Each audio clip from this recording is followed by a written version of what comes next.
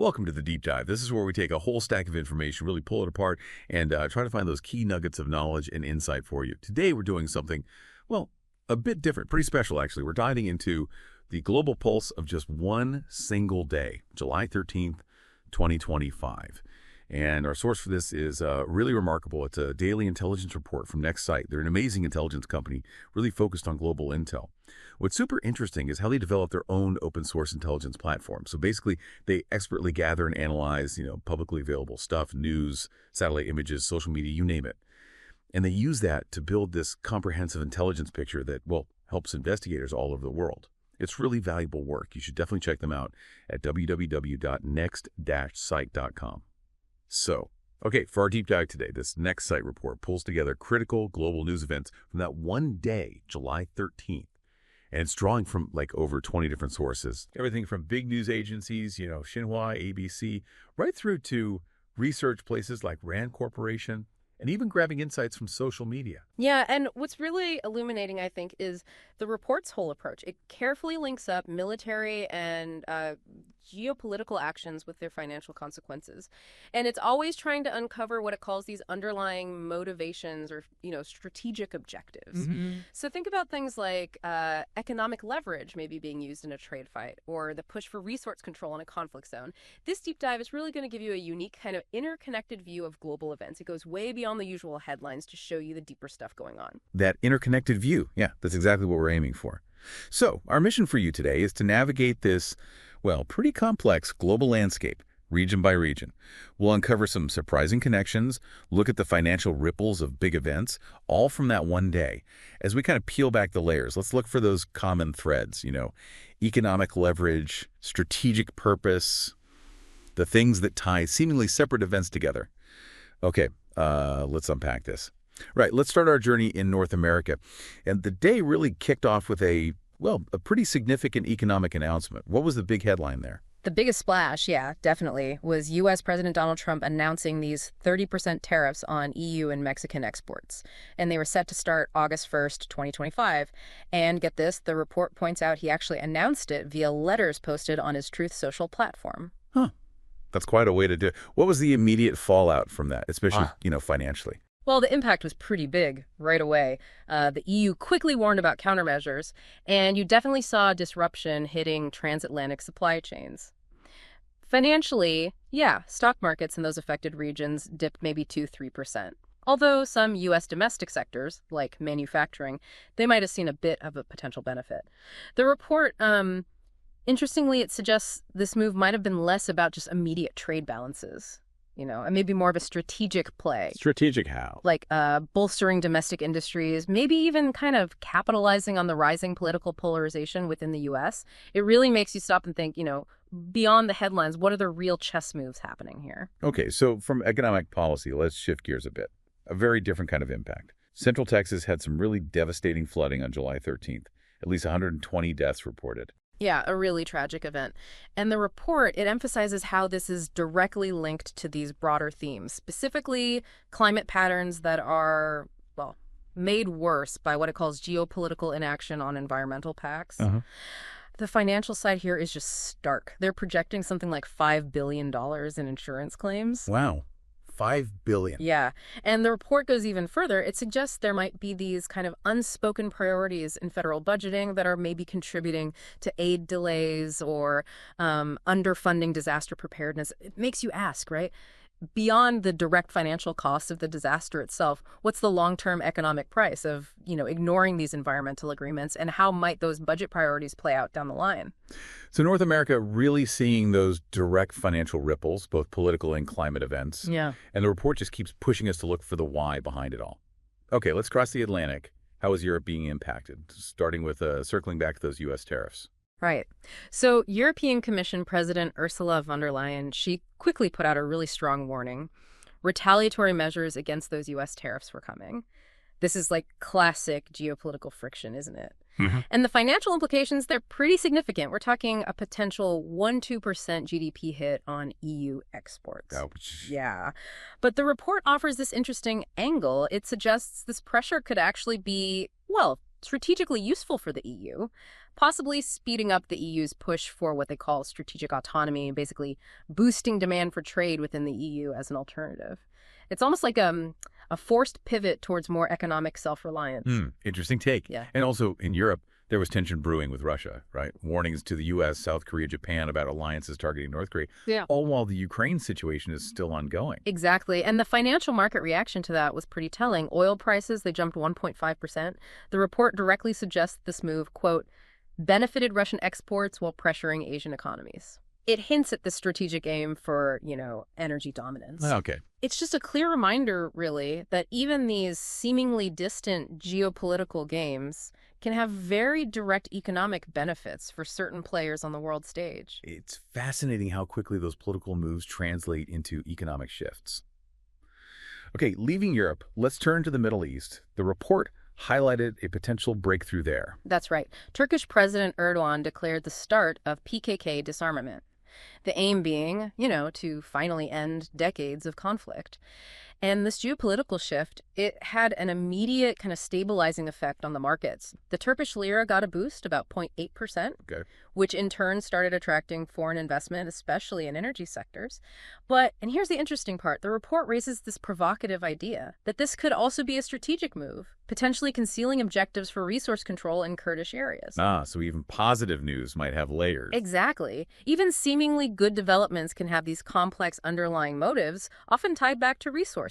Right. And then from that potential breakthrough, we shift to something really grim. Israeli airstrikes in Gaza killed at least 30 people, apparently in aid distribution zones. Yeah, that just speaks volumes about the ongoing conflict's devastating toll, both humanitarian and financial. We're seeing humanitarian aid costs just surging, and that impacts donor markets globally. The report's observation here is, pretty stark. It says, quote, financial aid disruptions suggest strategic gains in prolonging instability. Wow, that's quite a statement. It is. It certainly makes you question if the flow of aid is always, purely about relief, or if sometimes there are other forces influencing it. The connection between conflict, resources, finance, it just keeps coming up. Let's shift our focus now to Asia. There was an escalating military alignment happening there. North Korea pledging support for Russia's war in Ukraine. Yes, and the financial correlation there is quite significant.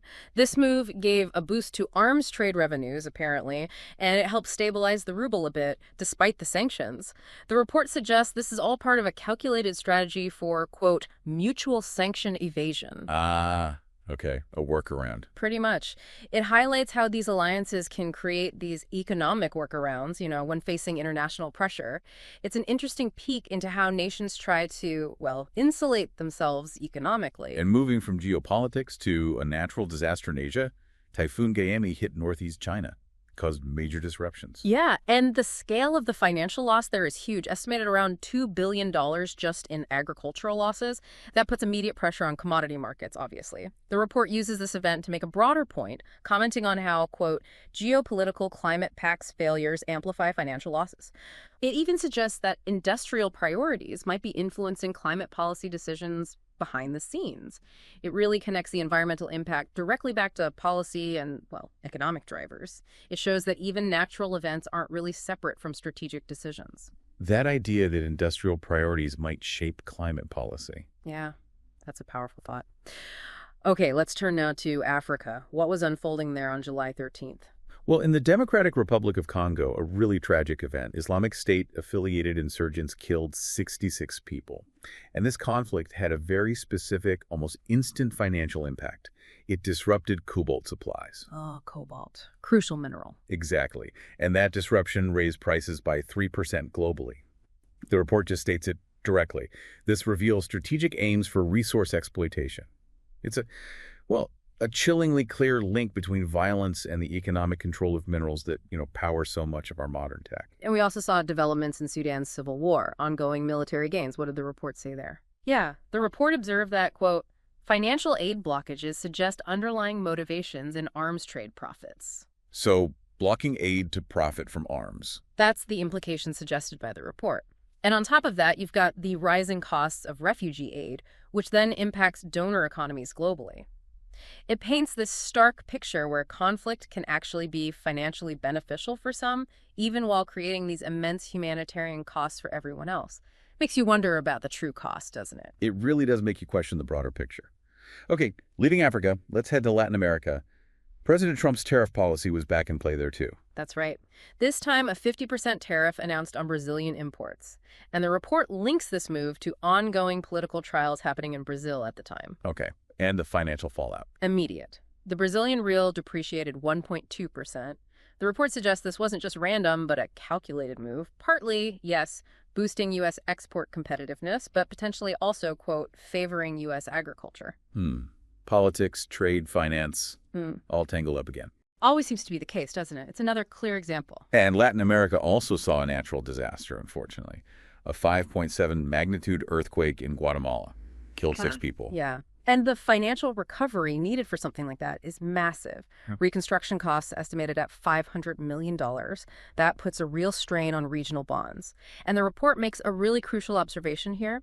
It notes that, quote, financial recovery delays highlight geopolitical aid priorities, meaning it suggests that even when you're dealing with a humanitarian crisis, how and when international aid gets distributed can be influenced by broader political and economic agendas. It reveals quite a lot about power dynamics. It's incredible how even a natural disaster can shine a light on those geopolitical currents. Okay, finally, let's turn to Oceania. A seemingly smaller event, but still significant, according to the report, the search for a missing German tourist, Carolina Wilga, in the Australian outback. Her van was found abandoned. Right. And what's fascinating is how the report connects this, seemingly very local event to these wider economic realities. It talks about geopolitical tourism dependencies, and it actually points to a measurable dip, like 0.5% in tourism revenue in the affected regions. Just from that one search? Apparently so. It shows how even a local incident like a search operation can send ripples through international tourism markets. Just highlights how interconnected everything really is.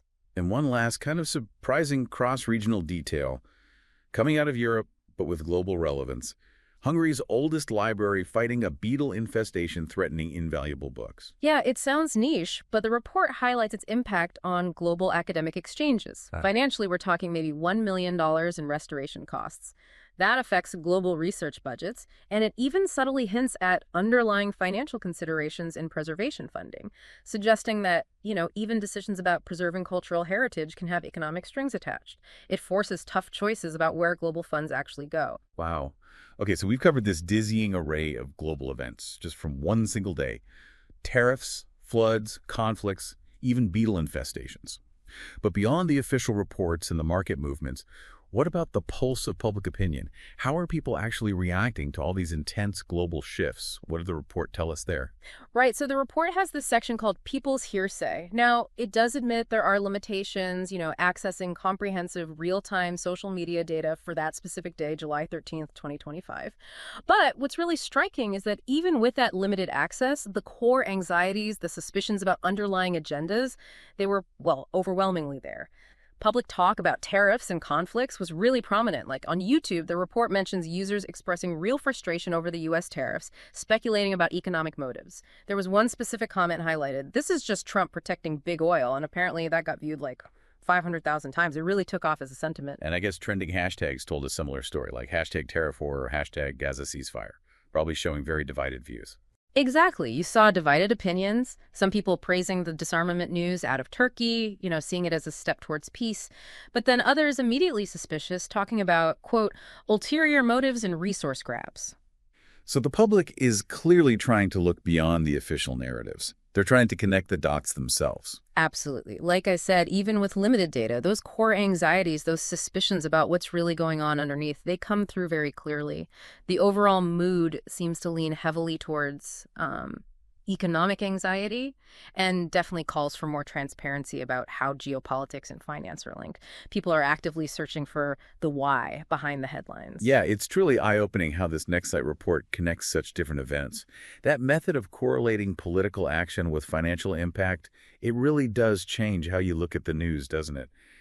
This kind of analysis, it just helps you connect the dots in what often feels like a massively complex world. It absolutely does. And if we try to, connect this to the bigger picture, understanding these tangled geopolitical and financial threads, it's just crucial for navigating the world we live in now, which is so interconnected.